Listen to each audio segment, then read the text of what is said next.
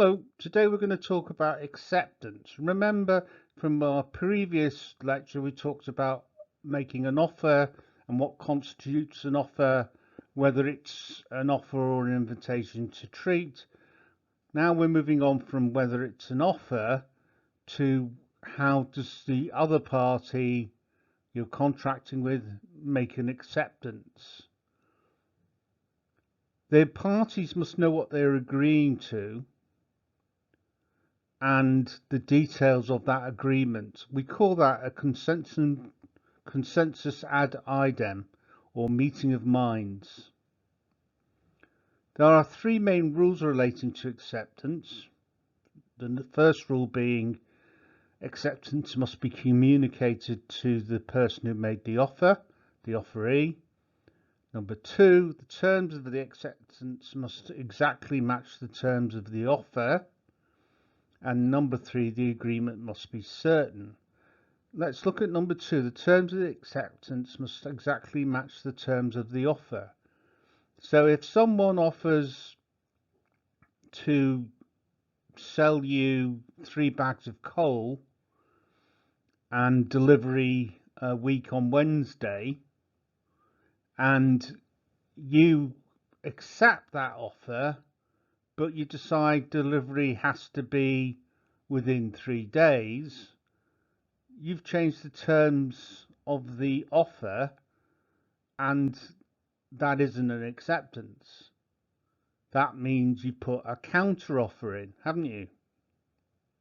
Because you've changed the terms of the offer by changing the terms of for the time of delivery. And that might be very important to the person who's making the offer. So you've rejected the offer and put a counter offer in. And that explains why the terms must exactly match the terms of the offer. The agreement must be certain. It must be clear that both parties have agreed and what they've agreed to. We'll look at the next issue.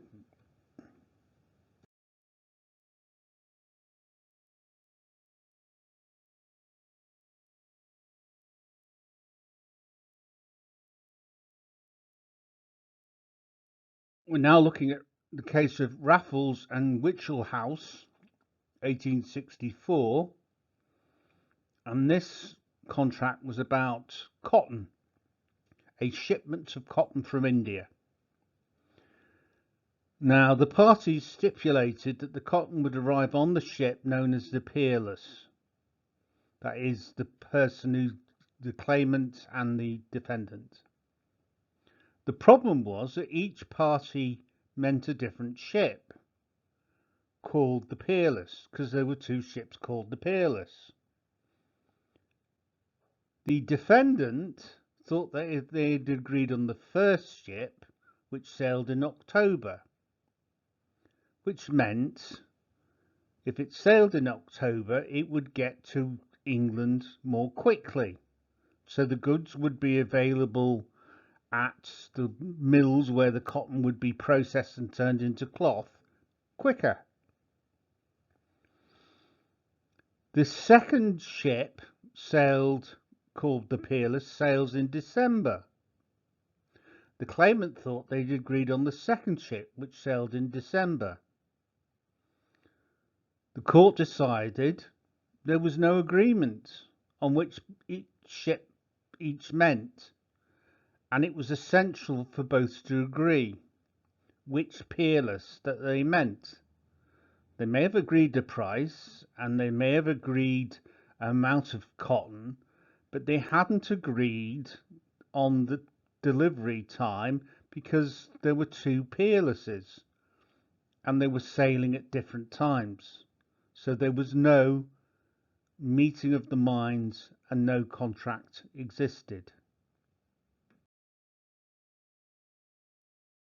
Communication of the offer and acceptance. The general rule is that the offerer must receive the acceptance before it's effective. And the case on that is N. Torres and miles far east 1955. The claimant sent a telex. I'm just going to pause there. A telex was it's a telegram form of sending a message, similar to what we call an email now. Not quite as instantaneous as an email, but pretty quick, and it could go from one part of the world to another part of the world relatively quickly. The claimant sent a telex from England offering to purchase 100 tons of cathode tubes from the defendant in the Netherlands, Holland. The defendant sent back a telex from Holland to London accepting that offer. The question for the court was at what point the contract came into existence. Because if it came into existence when the defendant sent back a telex from Holland, then, and at that point he was in Holland and there would be acceptance in Holland.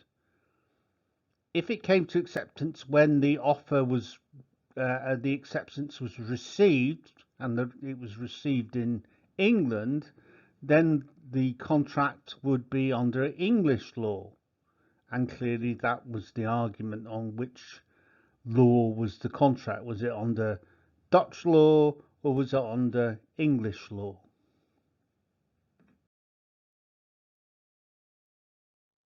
And Taurus and Miles Far East, 1955.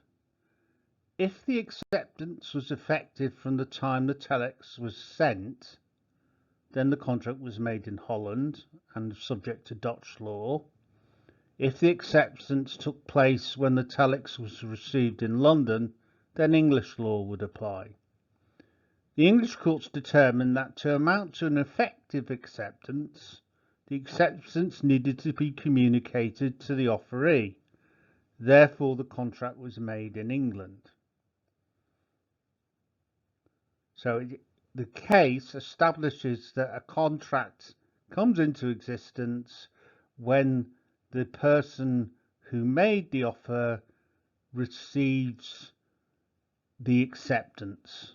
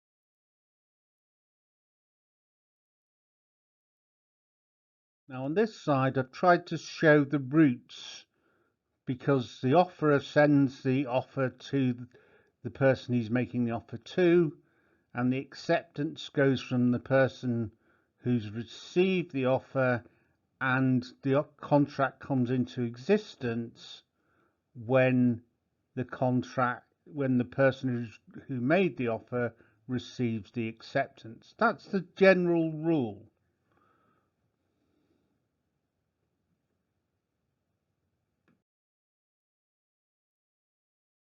Explained pictorially, you can see that the acceptance has moved to the person who made the offer. There's been no amendments to the contract. It's not a counter offer, it's an acceptance, and it's at that point that the contract comes into existence.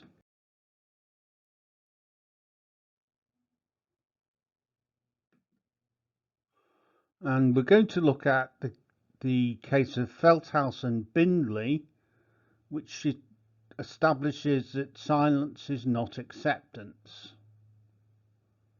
So silence does not amount to acceptance. That's what the case establishes. Let's talk about the facts of the case. A nephew discussed buying a horse from his uncle. He offered to buy the horse and said to his uncle, "If I don't hear from you by the weekend, I will consider him mine." His uncle didn't reply, so he didn't hear from him by the weekend.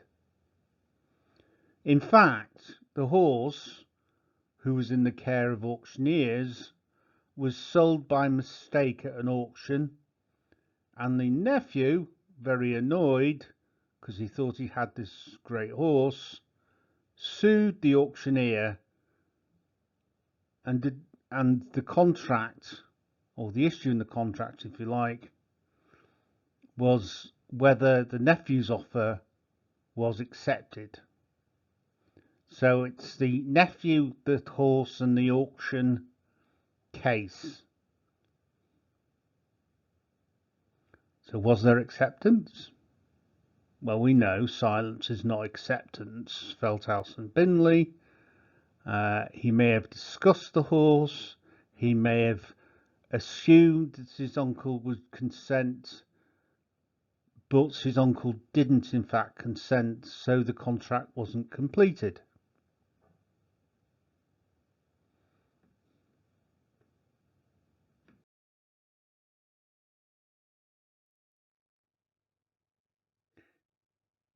We're now looking at the case of Brogden and Metropolitan Railway, 1877.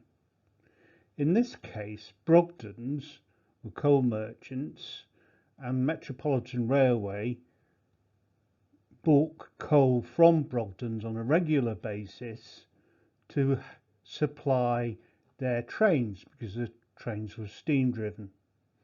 There was no written contract, but there had been an informal course of conduct where they'd verbally agreed the terms and they'd stuck to those terms for a number of years. After a period of time, Metropolitan Railway decided to draft a contract and send it to Brogden's. Brogden looked at the contract, made a few minor amendments, and sent it back to the Metropolitan Railway signed. Metropolitan Railway didn't sign the contract and send it back to Brogden's. And that was the position at this point.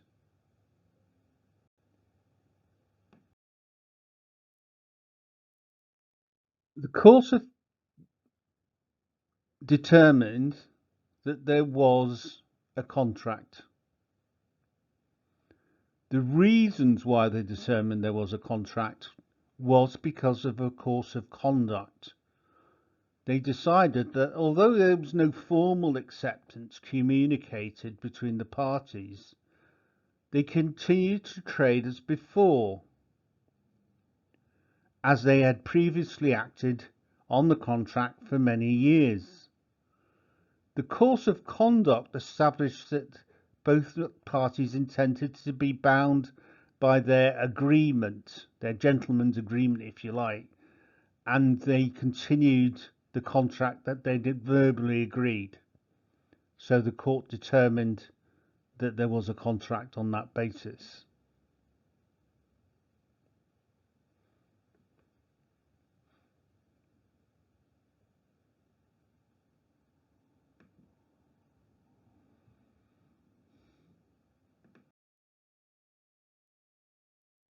Before we get onto the postal rules, I think it's important because of your age that you will probably not understand that right up to the 1970s, most communication between parties in contracts took place by post.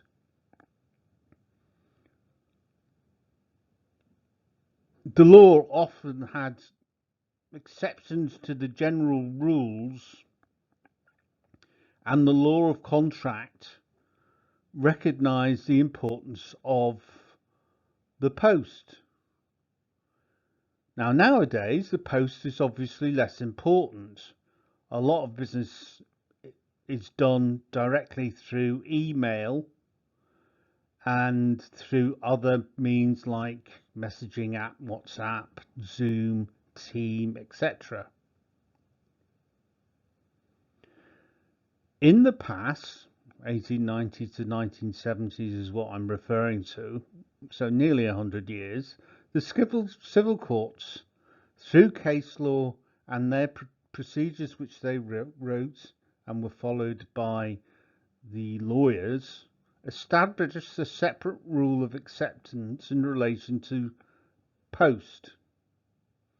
The reason they did this because the law hates uncertainty.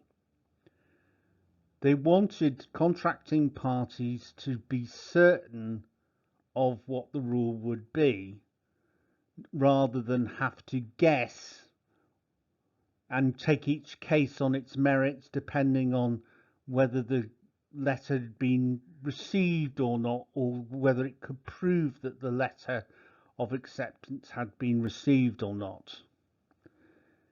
So the law hates uncertainty.